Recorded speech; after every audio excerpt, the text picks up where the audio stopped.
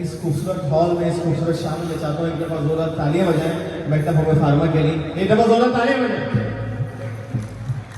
शुक्रिया। आज जैसे कि फल्की साहब ने बताया, हम बात करेंगे गैस्ट्रिक इश्यूज के बारे में, क्योंकि हम देख रहे हैं ये बहुत ही कॉमन होता जा रहा है ना, बच्चा हो, बड़ा हो, बूढ़ा हो, और मैं नहीं समझता कि हॉल में मौजूद कोई डॉक्टर भी ऐसा हो या मैं खुद कि जिसने ये एसिडिटी और ये हार्टबर्न की कंप्लेंट कभी ना कभी फील ना की हो। तो आज हम डिटेल में समझेंगे कि एसिडिटी क्या है, हार्टबर्न क्या है, इसका इलाज क्या है, एक्सरसाइज कौन सी है, बहुत ही डिटेल में समझेंगे। पहले थोड़ी सी स्टैटिस्टिक्स देखते हैं। सर ये एक रिसर्च रिपोर्ट है, इसके मुताबिक मेल और फीमेल दोनों को एसिडिटी का रेशियो तकरीबन सेम ही है। यानी कि बीमारियां होती है ना कि यार ये मर्दों की बीमारी है या ये खवातीन की बीमारी है, तो ये एसिडिटी, हार्टबर्न, सीने में जलन, बदहजमी एक ऐसा मर्द है इस रिसर्च रिपोर्ट के मुताबिक कि दोनों में कॉमन है। एक और रिसर्च रिपोर्ट अगर हम देखें तो इससे हमें अंदाजा होगा कि पहले कहा जाता था ना कि भाई हमारी वालिदा को एसिडिटी होती है, हमारे जो है वो दादी नानी को सर तेजाबियत होती है, बदहजमी होती है। लेकिन इस रिसर्च रिपोर्ट में आप देखें लेस देन 25 है, यानी कि 25 साल से कम उम्र के बच्चों बच्चियों को भी आजकल एसिडिटी, हार्टबर्न, तेजाबियत की का मर्ज जो है ये बहुत कॉमन हो चुका है। जैसा कि मैंने पहले बताया कि इसकी अब एज खत्म हो चुकी है, हर एज ग्रुप का जो है वो इंडिविजुअल जो है वो आजकल एसिडिटी और गैस्ट्रिक इश्यूज का शिकार है। आगे बढ़े और एसिडिटी और हार्टबर्न की डेफिनेशन को समझे कि ये क्या है। एसिडिटी बेसिकली हार्टबर्न, सीने में जलन के नाम है, और ये आपके मैदे की वजह से होती है। जब आपके मैदे के अंदर स्पाइसी खाने और बहुत सारे अदर फैक्टर्स की वजह से जब आगे देखेंगे, जब उसमें एसिडिटी बनना शुरू होती है, HCl बनता है, तो ये क्या होता है कि वो गैस जो है वो ऊपर की जानिब आके यहाँ पे रुक जाती है, और मरीज ये बताता है कि डॉक्टर साहब मुझे यहाँ पे दर्द हो रहा है, जलन हो रही है, डॉक्टर साहब खाना हजम नहीं हो रहा। तो ये वो सारे सिम्टम हैं जो गैस्ट्रिक इश्यूज वाला पेशेंट डॉक्टर के पास आके बयान करता है। आगे बढ़े और सर ये इमेज देखें, तो ये वो इमेज है एनिमेटेड, और हम इमेजिन करते हैं कि जब सीने में जलन होती होगी, जब मैदे में तेजाबियत होती होगी, तो शायद मैदे की कुछ इस तरह से कैफियत होती होगी, और मैदा इस हिसाब से एसिडिटी की वजह से जलता होगा अंदर से। आगे बढ़े, स्टमक हमारा मैदा, बेसिकली स्टमक का काम क्या है? स्टमक का काम है सर खाने को हजम करना। और अगर आप इस इमेज को गौर से देखें तो आप देखें ऊपर जो है खाने का छोटे छोटे पीसेस पहले आए, और स्टमक ने क्या किया, उसको और छोटे छोटे पीसेस में कन्वर्ट किया, हजम किया और छोटी आंत में भेज दिया। अगर आप स्टमक का पहला पार्ट देखें तो वहां पे खाने के थोड़े थोड़े पीसेस हो चुके हैं, अगले पार्ट में और छोटे पीसेस हुए, और उससे नेक्स्ट पार्ट में क्या होगा कि वो और छोटे छोटे पीसेस होते हैं। ये मैदे का नॉर्मली काम है। लेकिन जब मैदे में तेजाबियत होगी, जलन होगी, तो हमें एक बात समझ में आ रही है कि ये सारे काम मुतासिर होंगे, यानी कि हम जो खाएंगे वो हजम नहीं हो पाएगा। हजम नहीं हो पाएगा तो क्या होगा, वो बाहर की जानिब आएगा, और पेशेंट कहता है कि डॉक्टर साहब मुझे उल्टी जैसा हो रहा है, मुझे बर्पिंग हो रही है। और मैदा जब तेजाब ज्यादा बनाता है सर, एसिड ज्यादा बनाता है, तो क्या होता है कि मैदे पे जख्म होने लगते हैं, मैदे पे कुछ इस तरीके से अल्सर हो जाते हैं। ये देख रहे हैं, ये पेप्टिक अल्सर की पिक्चर मैंने आपके सामने शो की कि जब मैदे पे जख्म हो जाते हैं तो मैदे की शक्ल कुछ अंदर से इस तरह की हो जाती है। अब आप अगर इस वाली और लास्ट इमेज को देखें तो आपको अंदाजा होगा कि ये हेल्दी मैदा है, जिस तरीके से खाने को हजम करेगा वो ये अल्सरेटिव मैदा नहीं कर पाएगा। सही है, तो इस बार से हमें अंदाजा हुआ कि जब मैदे में अल्सर हो जाएगा तो ये सारा खाने का निजाम जो है हमारा ये डिस्टर्ब हो जाएगा, खाना नीचे की जानिब नहीं जा पाएगा, खाना हजम नहीं हो पाएगा। आगे बढ़े और कुछ सिम्टम्स को देखें कि जब मरीज आपके पास आएगा गैस्ट्रिक इश्यूज के साथ तो वो क्या सिम्टम पेश करेगा। वो कहता है डॉक्टर साहब मुझे सबसे पहले यहाँ पे एपिगैस्ट्रिक पेन हो रहा है, डॉक्टर साहब मेरे मैदे के यहाँ मुंह पे दर्द हो रहा है, डॉक्टर साहब मेरे पेट पे तनाव हो रहा है, ऐसा लग रहा है कि गैस भरी गई, डॉक्टर साहब मुझे खाना हजम नहीं हो रहा, खाने जब मेरे सामने आता है तो मेरा खाने को दिल नहीं करता, और खाना खाने के फौरन बाद मुझे ऐसा लगता है कि मेरे पेट में भारीपन है या ये खाना जो है वो बाहर की जानिब आ जाएगा। ये वो तमाम सिम्टम्स हैं जो कि एसिडिटी और गैस्ट्रिक इश्यूज का पेशेंट आपके सामने पेश करेगा। आगे बढ़े, तो ये वो इमेज है कि जब पेशेंट हमारे पास क्लिनिक में आता है गैस्ट्रिक वाला, एसिडिटी वाला, तो आप इस बात से इत्तेफाक करेंगे कि वो इस अंदाज से आता होगा कि डॉक्टर साहब मेरे ये पेट में भराव हो गया है, डॉक्टर साहब पेट में ऐसा लग रहा है कि गैस भरी हुई है। तो ये वो सिम्टम है जो पेशेंट आपके सामने शो करेगा जब वो एसिडिटी और गैस्ट्रिक इश्यूज के साथ आया। अब जानते हैं इसके कॉजेस क्या क्या है। जब भी एसिडिटी का नाम आता है हमारे जहन में सबसे पहली बात आती है वो क्या कि यार अगर हम स्पाइसी चीज़ें खाएंगे, अगर हम कोई ऐसा खाना खाएंगे जिसमें मिर्च मसाले ज़्यादा हैं तो एसिडिटी होगी। जी हाँ, सबसे पहला रीज़न यही है। लेकिन एक और सबसे बड़ी वजह एसिडिटी तेजाबियत की है, वो है स्ट्रेस। जी हाँ, एक और रिसर्च रिपोर्ट के मुताबिक जब आप स्ट्रेस में होते हैं, जब आप गहरी सोचों में होते हैं, जब आप टेंशन में होते हैं, तो आपका मैदा ऑटोमेटिकली HCl यानी कि हाइड्रोक्लोरिक एसिड जो है वो ज़्यादा बनाता है। और जब जब आप ज़्यादा सोचों में जाएंगे, गुम हो जाएंगे, तो मैदा जब HCl ज़्यादा बनाएगा तो वही जो मैंने पहले इमेज दिखाई अल्सर वाली, मैदे पे उस तरह की अल्सरेटिव कंडीशन होगी और वो हार्ट बर्न और एसिडिटी के सिम्टम आ जाएंगे। इसके अलावा अगर आप खाना खा के फौरन सो जाते हैं, खाने को हजम होने का टाइम नहीं देते, तो भी ये एक वजह है कि आपको एसिडिटी हो जाए। इंसोम्निया, रात को नींद न लेना, या वो हजरात जिनकी नाइट जॉब है वो भी अक्सर आते होंगे और बोलते होंगे कि डॉक्टर साहब हमें सीने में जलन और इस तरह की कैफियत हो रही है। वो एक बात कही जाती है ना होम्योपैथिक के अंदर कि कुछ डिजीजेज जो है वो ऑक्यूपेशनल डिजीजेज होती है, यानी कि आपका काम ही बहुत सारी बीमारियों में मुब्तला करता है। अब वो हजरात जो कि ड्राइवर्स हैं, ट्रक ड्राइवर्स हैं, इस तरह के लोग हैं, इनको भी आपने देखा होगा जब जब भी आपके पास आएंगे तो वो एसिडिटी, गैस्ट्रिक इशू, कॉन्स्टिपेशन, इस तरह की कंप्लेन के साथ आएंगे। और इसके अलावा कोई ऐसे शख्स जो आपके पास है और बोले कि डॉक्टर साहब मैंने अभी अभी जो है वो कोर्स किया है टाइफाइड का और मैंने बहुत भारी भारी एंटीबायोटिक खाई है डॉक्टर साहब, और जब से मैंने वो खाई है उसके बाद से मेरे सीने में जलन, गैस, तेजाबियत हो रही है।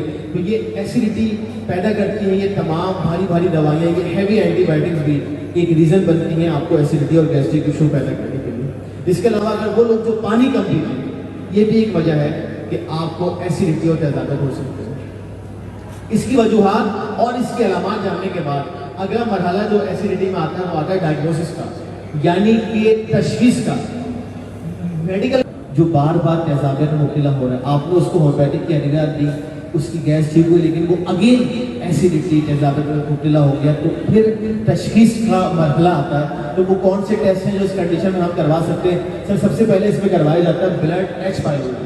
H. पाइलोरी एक ग्राम नेगेटिव बैक्टीरिया है, इसकी फुल फॉर्म है हेलिकोबैक्टर पाइलोरी, और ये एक ऐसा बैक्टीरिया है, ये ग्रो करता है जब आपको एसिडिटी हो, जब आपके मैदे में तेजाबियत होगी तो आप देखेंगे कि आपके मैदे में ये H. पाइलोरी का बैक्टीरिया ग्रो करना शुरू कर देगा, और जैसे ही ग्रो करेगा ये मैदे पर असर भी करेगा और साथ में हार्ट बर्न की कंप्लेन भी करेगा।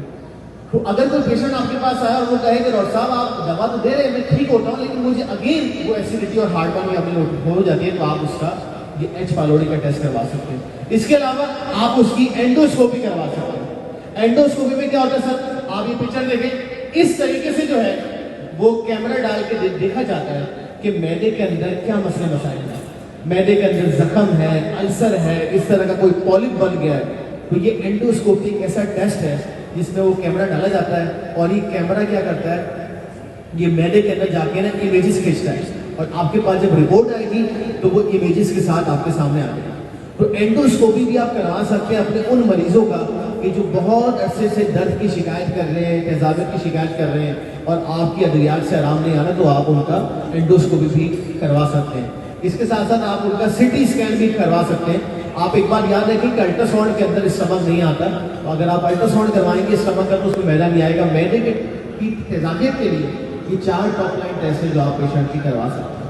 अब आप कहेंगे डॉक्टर साहब आपने एसिडिटी को बताया, सिम्टम को बताया, पेशेंट की ड्रग पिक्चर को बताया और तशखीस का मरहला भी बता दिया, अब कोई ऐसी दवा बताएं कि हमारे लिए आसान हो जाए। क्योंकि मैंने आपको रिसर्च में भी बताया शुरू में कि हर बच्चा, बड़ा, बूढ़ा सब आजकल एसिडिटी और ये तेजाबियत की बढ़ मुब्तला है, तो आपके जहन में ये सवाल तो होगा कि मैडम की कोई ऐसी दवा बता दें कि जिससे ये तमाम हमारी कंप्लेन दूर हो जाए। तो मैं आपके सामने शेयर करने लगा हूँ सर गैस्ट्रोपेक्स सिरप एंड गैस्ट्रोपेक्स टैबलेट। ये सर पेक्टम की one of the top leading product है तमाम एसिडिटी कंप्लेन के अंदर। इसकी वजूहत चाहे जो भी हो जो हमने डिस्कस की, चाहे आपके पास पेशेंट आए हैवी एंटीबायोटिक खाने के बाद, चाहे आपके पास एक पेशेंट आया उसको स्ट्रेस की वजह से एसिडिटी है, चाहे उसको H. पाइलोरी है, एसिडिटी की जो बेशतर वजूहत हैं उन सब के अंदर ही हमारा गैस्ट्रोपेक्स सिरप और गैस्ट्रोपेक्स टैबलेट के बहुत अच्छे रोल है।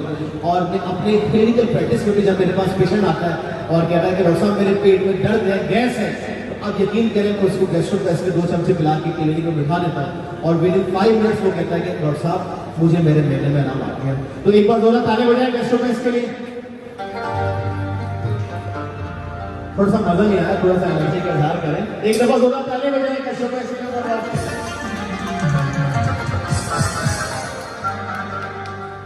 अच्छा, एक और वजह जो मैं आपके साथ शेयर करूं गैस्ट्रोपैक सिरप और टैबलेट की, इसका एफिकेसी रेट इतना अच्छा क्यों है, वो इसकी वजह सर इसकी कंपोजिशन है। अगर आप इसकी कंपोजिशन को देखें तो वो तमाम टॉप रेमेडीज जैसे ऐसा कोटिडा है, आर्जेंटम नाइट्रेट है, कार्बोवेज है, कार्डस है, कोलोसिप है, आप उससे बेहतर जानते हैं कि वो तमाम दवाएं हैं जो कि कॉम्प्लीमेंट्री हैं, आपस में कोई एक दूसरे के एंटीडोट नहीं है। और ये तमाम दवाएं जो है वो मैदे की जुमला अमराज को सही करने की सलाहियत रखती है। चाहे वो मैदे में दर्द हो तो ये कोलोसिप और डायस्कोरिया उसको सेट करने की सलाहियत रखती है। अगर अल्सरेटिव कंडीशन है तो आर्जेंटम नाइट्रेट इसके अंदर है, नक्स ओमिका है, लाइकोपोडियम है डिस्टेंशन की शिकायत में। तो ये तमाम अद्वियात हैं जो कि एसिडिटी के तमाम जो है वो मरीजों को विद इन अ मिनट और 5 मिनट जो है वो सही करने की सलाहियत रखती है। कुछ केसेस मैं आपके सामने शेयर करूंगा। मुझे अल्हम्दुलिल्लाह 10 साल हो गए क्लिनिकल प्रैक्टिस करते हुए, और मेरी प्रैक्टिस में बहुत ज़्यादा इस्तेमाल है गैस्ट्रोपैक सिरप और टैबलेट का। तो कुछ केसेस आपके सामने मैं लाया हूँ अपने क्लिनिकल, और मैं शेयर करूंगा कि इन मरीजों को मैंने गैस्ट्रोपैक से सही किया अल्हम्दुलिल्लाह। तो सर पहला पेशेंट है मेरा, इसकी उम्र 27 साल है, मर्द है, और ये सिक्योरिटी गार्ड था। और इसने कहा, मैंने जब खाने पीने की रूटीन पूछी तो इसने बताया कि डॉक्टर साहब खाने पीने की रूटीन तो मेरी कोई स्पेसिफिक नहीं है, जो मुझे देता है मैं खा लेता हूँ, कभी समोसे खा लेता हूँ, कभी बर्गर खा लेता हूँ, और इसकी वजह से इसको शदीद एसिडिटी, बर्पिंग और ये सारी कंडीशन थी। मैंने इसको सर गैस्ट्रोपैक सिरप दिया और मैंने कहा कि खाने से पहले भी लेना है और खाने के बाद भी लेना है, और आप देखेंगे विद इन फ्यू डेज जो है इसका मसला हल हो गया और इसकी सारी कंप्लेंट जो है वो दूर हो गए। एक और केस मैं आपके सामने शेयर करने जा रहा हूँ। एक मेरे पास फीमेल पेशेंट आई, इनकी उम्र 15 साल थी, और इनकी वालिदा ने बताया कि डॉक्टर साहब अभी अभी बच्ची जो है वो टाइफाइड से रिकवर हुई है, और टाइफाइड में डॉक्टर ने इसको हैवी एंटीबायोटिक के इंजेक्शन भी लगाए हैं, इसको टैबलेट भी खिलाई है, और जब से ये रिकवरी इसकी हुई है डॉक्टर साहब ये कुछ सही से खा पी नहीं रही, इसको मतली आ रही है, इसको डिस्टेंशन है, खाना अच्छा नहीं लग रहा। अगेन इस पेशेंट को भी मैंने गैस्ट्रोपैक सिरप दिया और विद इन फ्यू डेज मैंने देखा कि इसकी जो है वो रिकवरी सामने आ गई अल्हम्दुलिल्लाह। एक और केस मैं आपके सामने शेयर करने लगा हूँ। एक मेरे पास और मेल पेशेंट है, 56 ईयर इनकी उम्र थी, हाइपरटेंशन था यानी कि ब्लड प्रेशर बढ़ा हुआ था, साथ में इनको शुगर का मर्ज भी था, और इन्होंने बताया कि डॉक्टर साहब मुझे बर्पिंग होती है, इरिटेशन होती है, पेट में तनाव है और ऐसा लगता है कि गैस घूम रही है।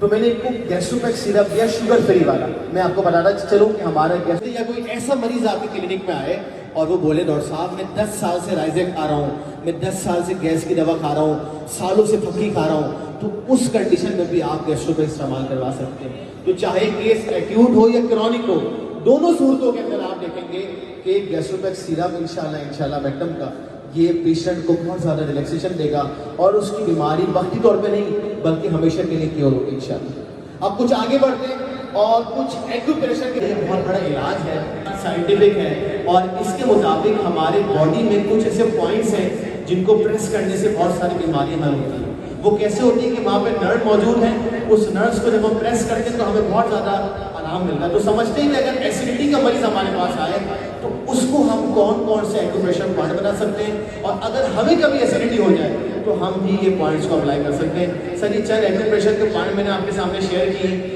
एक ये LI1 को देखें तो हाथ को जब आप ऐसे करेंगे और ये वाला जो आपका पॉइंट है अगर आप इसको प्रेस करेंगे तो आप देखेंगे कि आपकी एसिडिटी की कंप्लेन में आराम आएगा। एक ये पॉइंट जो है ये आपके एल्बो के पास है, अगर आप इसको दबाएंगे, इसी तरह ये छोटी उंगली वाला जो पॉइंट है इसको दबाने से भी एक्यूप्रेशर में आराम आता है। और कुछ पॉइंट्स जो है वो आपके नी के पास है और एक पॉइंट जो है वो आपके फुट के पास है। ये वो एक्यूप्रेशर के पॉइंट्स हैं कि इसको प्रेस करने से एसिडिटी की कंप्लेन में बहुत हद तक फायदा होता है। जब मैं ये एक्यूप्रेशर के पॉइंट्स पढ़ रहा था और देख रहा था, स्लाइड बना रहा था, तो मेरे जहन में एक बात आई कि क्या ऐसा भी हो सकता है कि ये सारे एक्यूप्रेशर के पॉइंट्स हमारे ऑटोमेटिकली प्रेस हो जाते हैं। तो मेरे जहन में इसका आंसर आया वो है सर एक्सरसाइज।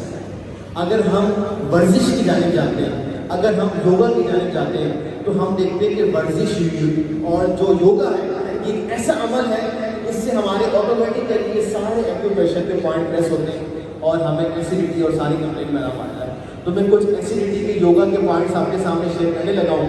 ये वो एक्सरसाइजेस हैं कि जो करने से आपकी एसिडिटी